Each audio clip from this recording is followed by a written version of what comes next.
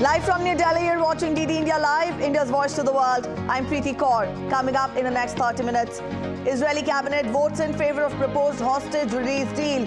50 hostages, women and children to be released over 4 days, during which there will be pause in fighting.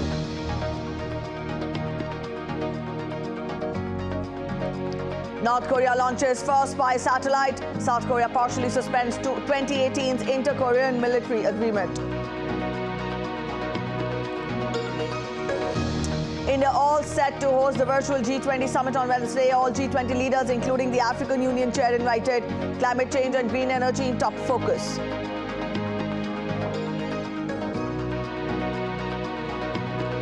Rescue teams start horizontal drilling from the entrance of Uttarakhand tunnel as rescue operations enter day 11. Indian Air Force flies specialist equipment.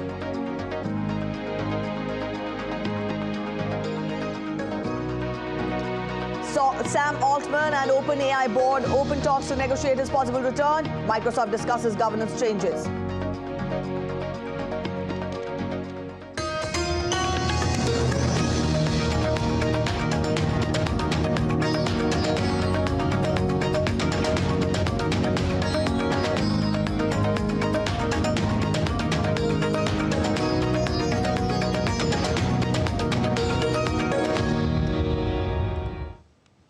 The big story we are tracking at DD India Live today, the Israeli War Cabinet voted a short while back supporting a deal to release some of the roughly 240 Israeli hostages held by Hamas terrorists in Gaza in exchange for a multi-day truce.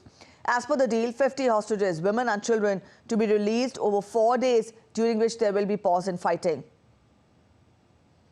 The Israeli government also approved freeing a greater number of Palestinian prisoners in Israel. Earlier, Qatar proposed a hostage deal following weeks of continuous negotiations on Tuesday. Ahead of the cabinet meeting, Israeli Prime Minister also vowed the war would continue until Israel achieved all its goals.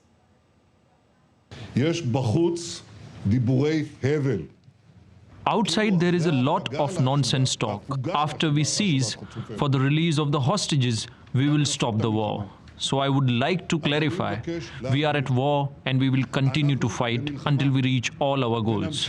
In war, there are stages, and also in the returning of hostages, there are stages. But we will not let go until we reach the absolute victory and until we bring them all back. Furthermore, Israeli military also claimed that it has pushed further into tunnel under Al-Shifa hospital complex. IDF also released images of what it says is a blast door that was breached. Video released on Sunday by the forces from a camera sent down the tunnel shaft and along a passageway had ended at the closed door. The army said it had not immediately gone through the door over concerns it would be a setup. It would be a setup with traps, in fact. Russian missiles on Tuesday hit port infrastructure and administrative buildings in Ukraine's southern Odessa region, according to the Ukrainian military.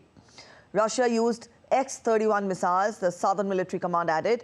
Odessa Governor Oleg Hyper said that port infrastructure had been struck, but that no injuries were reported. Russia stepped up its attacks on port infrastructure on the Danube River and the Black Sea in southern Ukraine after it withdrew from a UN brokered deal that guaranteed safe shipments of Ukrainian grain. The United Nations World Food Programme warned on Tuesday that Ukraine may fail to meet future domestic and export wheat demand if Black Sea export routes remain blocked and attacks on food infrastructure continue. WFP's Ukraine Director Matthew Hollingworth said a forthcoming report by the UN Human Rights Office would show that since mid-July, there have been 31 documented attacks on Ukraine's grain production and export facilities.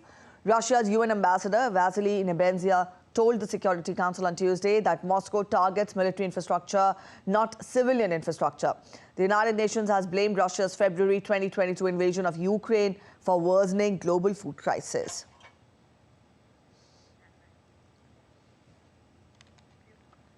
The United Nations General Assembly has officially adopted the Olympic truce resolution leading up to the 2024 Olympic Summer Games in Paris on Tuesday. Out of 120 UN member states, 118 votes were in favor, while there were 2 abstentions, including Russia and Syria. Thomas Bach, the International Olympic Committee's president, defended the ban on the Russian Olympic Committee, stating that the athletes should not be punished for their government's actions. A decision on whether Russian athletes will be allowed to take part in the Paris Olympics as neutrals is yet to be taken. The UNGA has urged nations to uphold the ancient Greek tradition of global peace before, during and after the Games. The Paris Olympiad will be held from 26th July to 11th August next year. One of the aspects of non-discrimination is that athletes cannot be held responsible for the actions of their governments or their national Olympic committees. All athletes who are qualified on the field of play and are abiding by the rules of the Olympic Charter must have an opportunity to participate in international competitions. A quick look at how the story is making it to the headlines. Archaeologists have discovered 5 1,000-year-old mummies in Lima in Peru belonging to the pre-Inca culture. The mummies, which were found at the Huaca La Florida archaeological site, were found with 4 children and an adult. The mummies also revealed a 3,500 BC old staircase from the Mantre culture.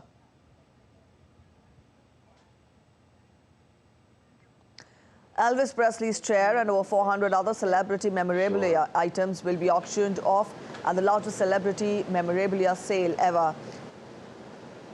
The auction will also feature personal items, promotional materials and posters. The sale will begin on December 2nd in Los Angeles and Orlando and Florida.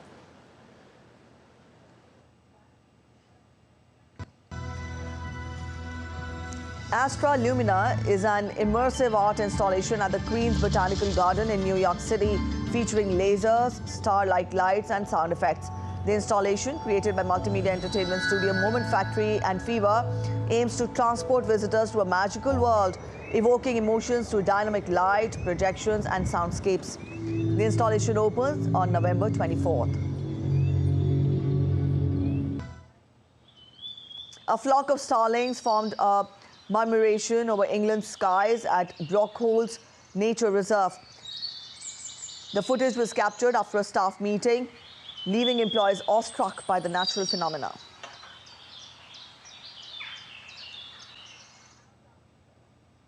In other news, South Korea has suspended part of a 2018 military agreement with North Korea after Pyongyang defied warnings from US and its allies and launched a spy satellite. The pact aimed at de-escalating tensions in the Korean peninsula through establishment of buffer and no-fly zones. North Korea said it placed a spy satellite in orbit on Tuesday and vowed to launch more in the near future. Meanwhile, US military was still assessing whether the launch was successful. The North Korean satellite launch comes after the country's leader Kim Jong-un visited Russia, where President Vladimir Putin promised to help Pyongyang build satellites.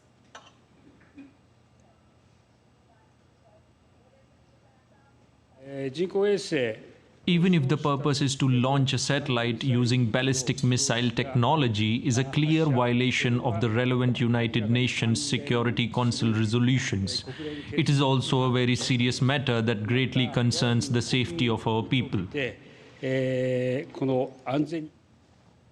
The United States has carried out 2 series of strikes against Iran-backed militias in Iraq. Notably, this is the first publicly reported US response in Iraq to recent attacks against American troops in the region. The air raids come a day after US forces were attacked at an airbase near Baghdad. Earlier this month, US carried out a series of strikes in Syria targeting Iran's Revolutionary Guards facilities. Tensions have been mounting between US and Iran over Washington's support to Israel in its war against Hamas.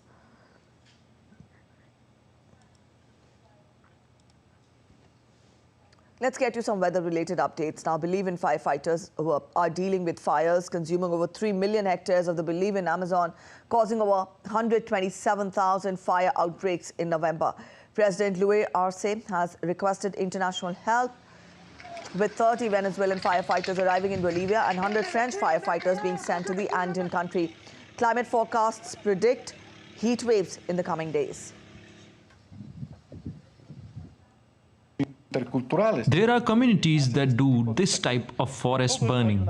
There is a complexity to all of this, and it is being analyzed in a depth in order to apply effective regulations so that we can drastically reduce fires. China's National Meteorological Center has issued a yellow alert for a cold wave, predicting low temperatures and gales in some parts of the country. Temperatures are expected to drop by 6 to 10 degrees Celsius in the middle and lower reaches of the Yangtze River and the northern areas. Some Inner Mongolia Autonomous Region and northeast China could see temperatures drop over 60 degrees Celsius.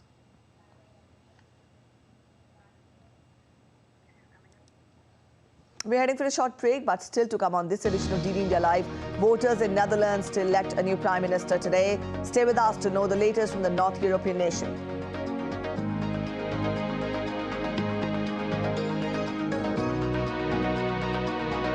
Awareness about health and nutritional benefits of millets is being conducted for visitors in India International Trade Fair.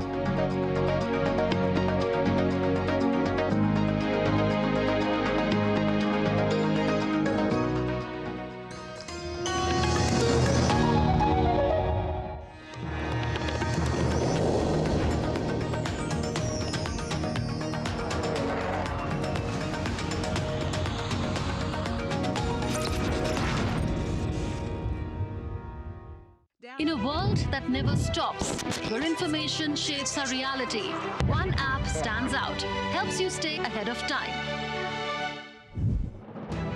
Introducing the DD India app, your gateway to a world of news right at your fingertips. Your most trusted source of news goes global, goes digital. Explore a world of options, top stories, live updates, in-depth analysis, and more. Stay informed wherever you are. Real-time alerts keep you ahead of the curve always. The DD India app, connecting you to the world one story at a time. Download now and explore the world of knowledge, insights, and authentic information.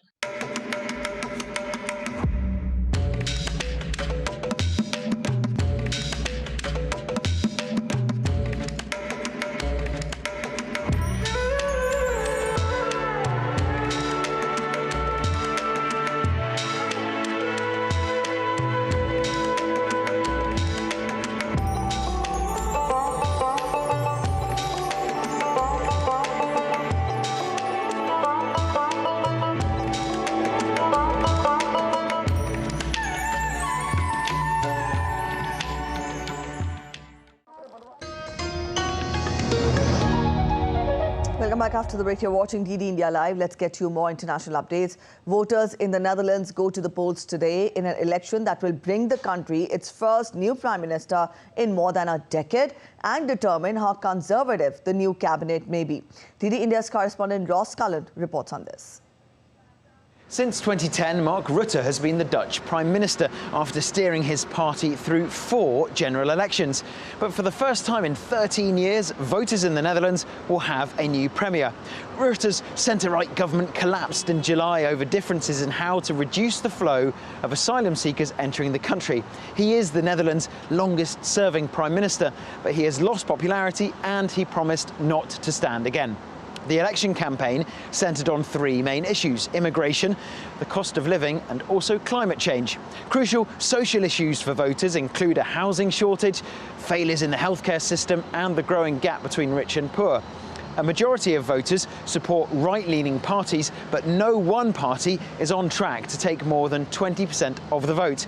That means that, as is usual after a Dutch election, difficult coalition talks and compromises lie ahead for the political parties. In Paris, Ross Cullen reporting for DD India. Curtains are coming down on India's G20 presidency at the end of this month. Before it passes on to Brazil, a virtual summit for the G20 leaders is being held on Wednesday on the call given by India's Prime Minister Narendra Modi. Invitations have been extended to all the G20 leaders and Africa Union Chair. The goal is to follow up on all the action which was agreed in the Delhi Declaration in the September summit, with focus on climate change and green energy. A virtual G20 leaders summit chaired by Indian Prime Minister Narendra Modi will be held on Wednesday. The summit was announced by Indian Prime Minister Narendra Modi during the closing session of the New Delhi G20 Summit in September 2023. The Leaders Summit will be held tomorrow from 5:30 p.m. onwards under the chairmanship of the Honorable Prime Minister, Shri Narendra Modi. All of you are aware that the 18th G20 Leaders Summit was held in New Delhi successfully on 9th and 10th September 2023. It saw the unanimous adoption of the G20 New Delhi Leaders Declaration. Throughout the G20 presidency, India has worked to ensure that the concerns of the Global South receive due cognizance. African Union has been included as a permanent member of G20. It may be recalled that the New Delhi G20 Summit witnessed the unanimous adoption of the G20 New Delhi Leaders Declaration. The virtual summit will take forward key select outcomes or action points from the New Delhi Summit, as well as review developments since then. The virtual G20 Summit is also expected to push for effective implementation of various G20 decisions, including through relevant national and international platforms. Throughout the G20 presidency, India has worked to ensure that the concerns of Global South receive due cognizance. We've also seen the inclusion of African Union as a permanent member of G20. And the virtual summit will provide an opportunity not only to discuss the implementation of the Leaders' Declaration, but also for the leaders to share views and enhance cooperation on critical challenges that we confront and address gaps in global governance, reaffirm our existing commitment towards the Sustainable Development Goals, and move towards a reinvigorated multilateral system that is better positioned to positively impact people's life. India holds the G20 presidency until 30th November 2023. The G20 troika during the Brazilian G20 presidency in 2024 will comprise India, Brazil and South Africa. Amritpal Singh's report for DD India. Rescue operations are underway on a war footing for the 11th day in the collapsed Silkyara tunnel in the Indian state of Uttarakhand to safely evacuate the 41 trapped workers. The Indian Air Force has joined the rescue operations with special equipment flown from Rourkela and Bengaluru to the rescue site. The Railway Vikas Nigam Limited is also transporting machinery for micro-tunneling. On Tuesday, a major breakthrough was achieved when video communication was established and authorities were delivering essential food and medicines through a dedicated 6-inch compressor pipeline to the trapped workers. Following the recent fights between the rebel groups and the military junta in the border areas of Myanmar, India has issued an updated travel advisory for Indian nationals. The Ministry of External Affairs said in a press release on Tuesday that, I quote, in view of the evolving security situation in Myanmar, all Indian nationals are advised to avoid non-essential travel. Those already living in Myanmar are advised to take precautions and avoid travel to regions affected by the violence. Interstate travel by road should also be avoided. Indian nationals living in Myanmar are requested to register with the Embassy of India, Yangon, by filling up the form. Registration with the embassy will facilitate any measures that need to be taken in a situation of emergency or if such a need arises.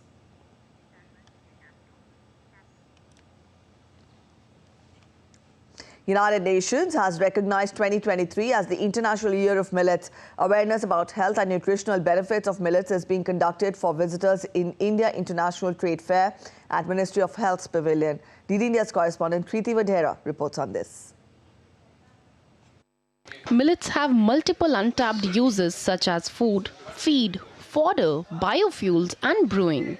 Therefore, millets are smart food as they are good for consumers, good for the farmer and good for the planet. We are, displaying different type of millets. As you can see, they are, they have millets have numerous health benefits. They are high in calcium, protein, and fiber content. So, as you can just see, the different type of millets are being displayed here for, making the visitors aware. As you can see, this is, the barnyard millet. This is, every visitor can just see this and recognize this, and even they can incorporate these millets into their diet. This second one, if I tell you, is the foxtail millet. So this is how it looks, because the normal citizen or the public should be aware about the appearances. It is the vision and initiative of PM Modi that led to this United Nations resolution being adopted with support from more than 70 nations across the globe to recognize 2023 as International Year of Millets. Right, India is an initiative of FSSAI through which we, normally make the citizens aware to eat healthy. So this initiative is based on 3 pillars: eat safe, eat healthy, and eat sustainable. So there are a lot of certification programs that are being done under this initiative.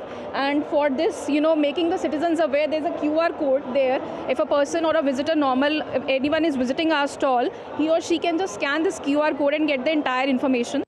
Millets are important by virtue of its mammoth potential to generate livelihoods, increase farmers' income, and ensure food and nutritional security all over the world. So this is how the awareness on millet is promoted in the pavilion of Ministry of Health here in India International Trade this time.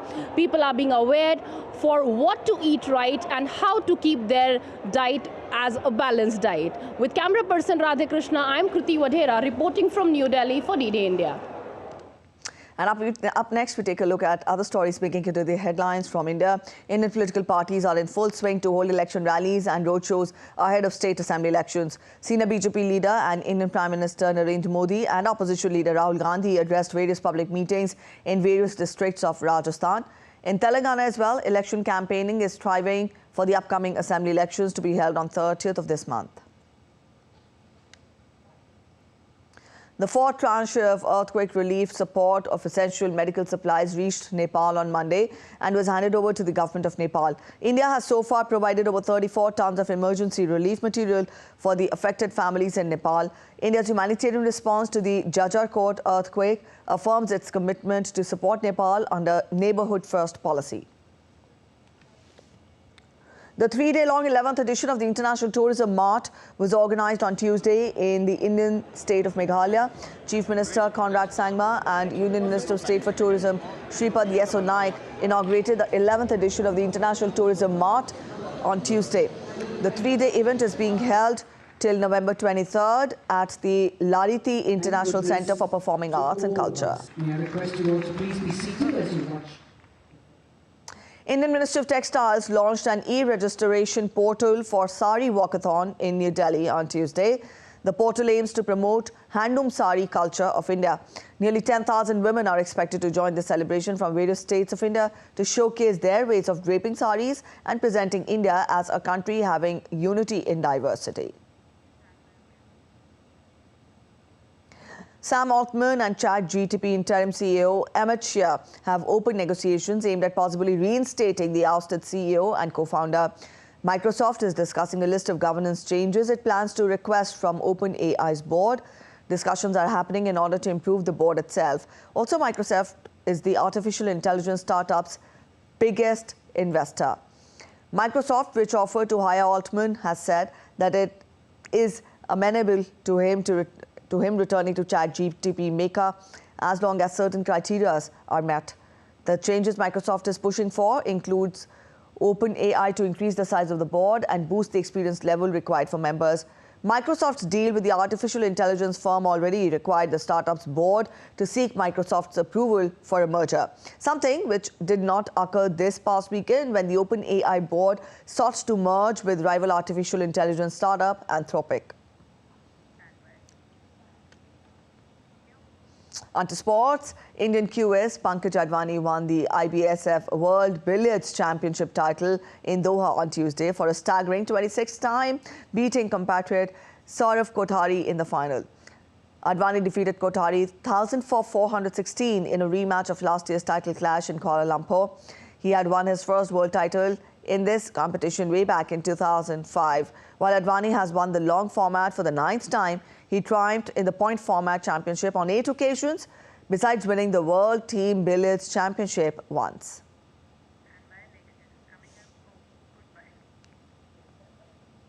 That's it in this edition of DD India Live, but let us know your thoughts on the news of the day. You can connect with us on Facebook, X and also Instagram. We'll be back with more news as it breaks here on DD India. I'm Preeti Kaur signing off, and from all of us here in Delhi, thanks for watching DD India Live.